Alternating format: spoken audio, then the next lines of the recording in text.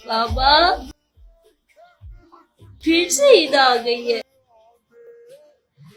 पर इस ईद पे आप क्यों नहीं है साहब? अस्सलामुअलैकुम जी, मैं हूँ मारी अली। आप देख रहे हैं मेरा चैनल। बाबा कब वापस आएंगे, बाबा का इंतज़ार करते हुए मासूम बच्चे। ईद पर अमीर बलाच के बच्चों का दिल चीरने वाले सवालात जिनके जवाबात किसी के पास नहीं है। तीफी बट से डील की खबरें। अमीर मौसम ने हकीकत बयान कर दी। क्या कत्ल पर डील होने जा रही है?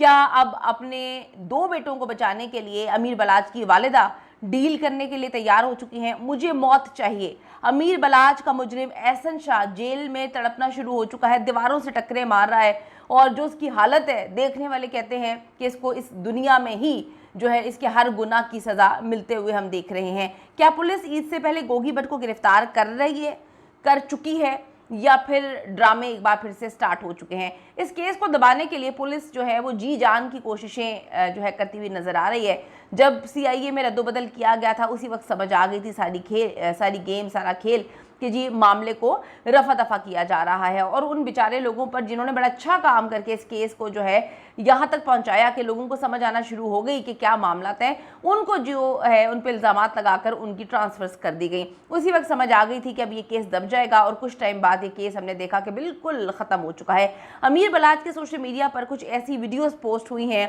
कि हर एक जो है वो रोने पर मजबूर हो गया है। लोगों के दिल खून के आंसू रो रहे हैं, जिनके अपने बच्चे हैं या जो इस दुनिया में नहीं हैं, उनके घर वाले याद करके रो रहे हैं कि देखो ज़रा किस तरह से कत्ल कर दिया जाता है उन लोगों को जो इस दुनिया में कुछ गलत नहीं कर रहे होते, जो बता रहे होते हैं कि भाई हम दुश्मनियाँ नहीं चाहते, हम अपने बच्चों को दुश्मनियाँ नहीं देना चाहते विरासत में जो कि मुझे मिली थी, हम अपनी ज़िंदगी पुरसकून अंदाज में गुजारना चाहते हैं, उनको भी कत्ल कर दिया जाता है। जस्टिस फॉर अमीर बलाच सिर्फ एक ट्रेंड नहीं है, दो मासूम बच्चों की दिल चीरने वाली सदा भी है।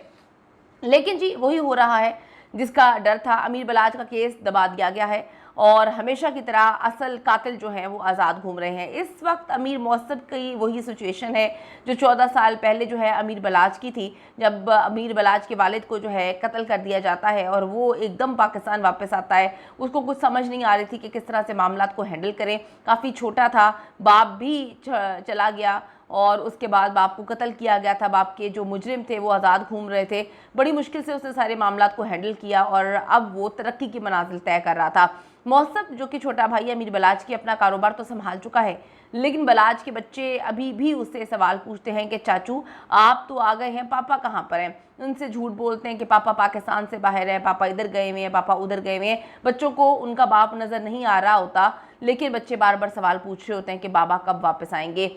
माँ ने जो है वो बच्चों को समझाने की कोशिश डेफिनेटली हर माँ करती है, लेकिन बलाच के बच्चे बहुत ज़्यादा छोटे हैं और सवाल करते हैं कि बाबा ईद पर आएंगे ना, हमारे गिफ्ट्स लेकर आएंगे, आपने हमें कपड़े क्यों नहीं लेकर दिए, बाबा तो हमें शॉपिंग कराने लेकर जाया करते थे ईद पर। ये इतने सवालात हैं जिनके जवाबात जो है वो किसी के पास नहीं है। और हमारे जो पुलिस है वो तो मैं कहती हूँ हाथ पे हाथ रख के बैठी हुई है। उन्होंने तो गोगी भट्ट तक को गिरफ्तार नहीं होने दिया। जैसे ही वहाँ पे जहाँ पर वो है रेड मारने की कोशिश की जाती थी, अंदर से ही मुखबरी होती थी और आप देखें आज तक उनको भी पकड़ नहीं पाए।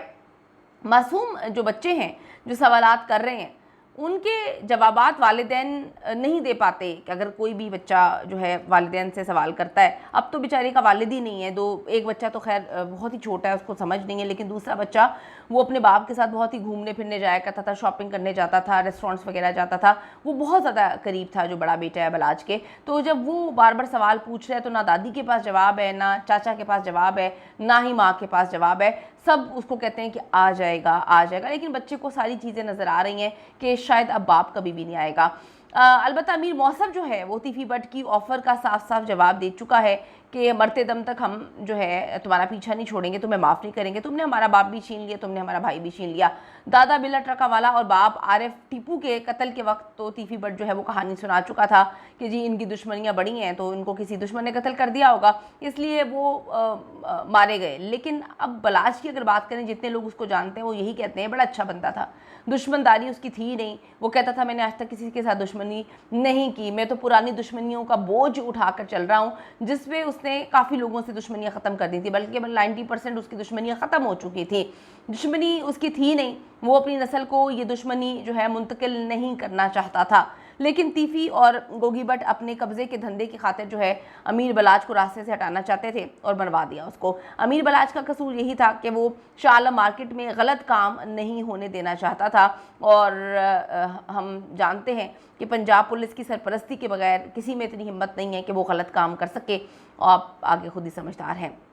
अपने ट्रांसपोर्ट के कारोबार के साथ साथ वो कंस्ट्रक्शन के कारोबार में इन्वेस्ट कर रहा था, और वो काफ़ी ज़्यादा उसमें जो है वो मामला तो उसके अच्छे चल रहे थे। लेकिन आप देखें कि उसकी मौत की असल वजह क्या चीज़ें बनी, आपने देख लिया है। पुलिस CIA ने एक रिपोर्ट तैयार की है जिसमें उसने सारे मामला तीफी भट्ट पे डाल दिए हैं, यानी कि गोगी भट्ट को भी उन्होंने बीच में से निकाल दिया, क्योंकि गोगी भट्ट पाकिस्तान में ही रूपोश है, तीफी भट्ट को ये पकड़ सकते नहीं है, इसीलिए सारे मामला तो उसके ऊपर डाल के केस को जो है वो फाइलें बंद करने की कोशिशों में लगे हुए हैं। कंस्ट्रक्शन के लिए जी ज़मीन और ज़मीन के लिए तीफी भट्ट गोगी भट्ट जैसे कब्ज़ा माफिया से इसकी टक्कर जारी थी, और वो गलत मामला को नहीं होने दे रहा था। तीफी भट्ट खुद तो निकल गया। इधर आसान जो लफ्ज़ों में मैं ये बात आपको बताऊं कि देखें, सबको पता है कि जब वो दुबई में था तीफी भट्ट, पुलिस ने इतनी ड्रामेबाजियाँ की, हम जा रहे हैं, हम दुबई जा रहे हैं, हम दुबई जा रहे हैं, दुबई जा रहे हैं। ना आप दुबई गए, ना आप दुबई से आगे गए, आपने इतना टाइम वेस्ट किया कि वो दुबई से आगे निकल जाए। उसके पास वीज़ा नहीं था इंग्लैंड का, दुबई से उसने वीज़ा लगवाना था। अगर आप उसी वक्त कुछ करते तो किसी सूरत वीज़ा ना लगवा पाता। आपने टाइम बाय किया यहाँ से ताकि उसको टाइम मिल सके। तो ये सारे मामला हैं। अब आपको लगता है कि वो जहाँ पर मौजूद है वहाँ से पुलिस जाके पकड़ के लेकर आएगी? नहीं आएगी। एहसन शाह इन्होंने पकड़ा हुआ है। एहसन शाह को रोज़ जो है वो टॉर्चर भी करते हैं, उसको डराते धमकाते भी हैं। तीफी भट्ट का उसको मैसेज भी पहुंचाते हैं जेल के अंदर ही कि तुम अपना मुंह बंद रखो तो ही बेहतर है, वरना ये ना हो कि तुम्हारी नस्ल को ख़त्म कर दिया जाए।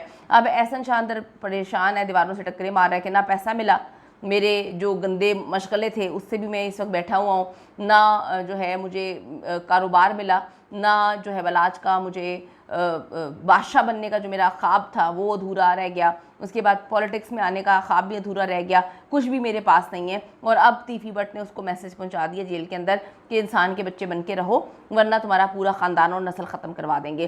तीफी भट्ट खुद तो निकल गया। इधर एहसन शाह की हालत जेल में इंतहाई बुरी हो चुकी है, और एहसन को जो है कोट लखपत जेल के सेल में रखा गया है, जहां हफ्ते में सिर्फ एक बार उसको बाहर निकाला जाता है। एहसन शाह वहाँ दीवारों से टकरे मार रहा है, सोच रहा है, पागल हो रहा है कि मैंने ये क्या कर दिया।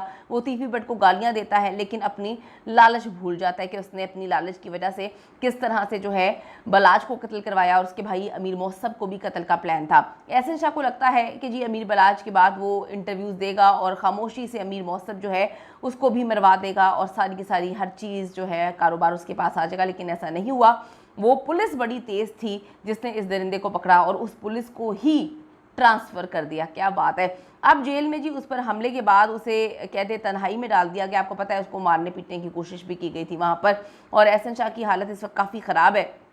लेकिन जो खाली एहसन शाह जो है वही सज़ा का मुस्तहिक नहीं है ना, जो मास्टर माइंड है उसको भी तो जो है पकड़ना चाहिए, लेकिन पुलिस जो है उसको नहीं पकड़वा रही। सज़ा दिलवाने से अमीर बलाज के जो मासूम बच्चे हैं उनके पास बाप तो वापस नहीं आ जाएगा। एहसन शाह हो या जो है तीफी भट्ट हो, इनको पुलिस जो है पकड़ तो लेगी, लेकिन क्या इंसाफ होता हुआ नज़र आएगा? नहीं। बच्चे तो यतीम हो गए, बच्चे तो बाप के साए से जो है वो दूर हो चुके हैं। उसकी वालदा और अहलिया को इंसाफ नहीं मिलता हुआ नज़र आ रहा।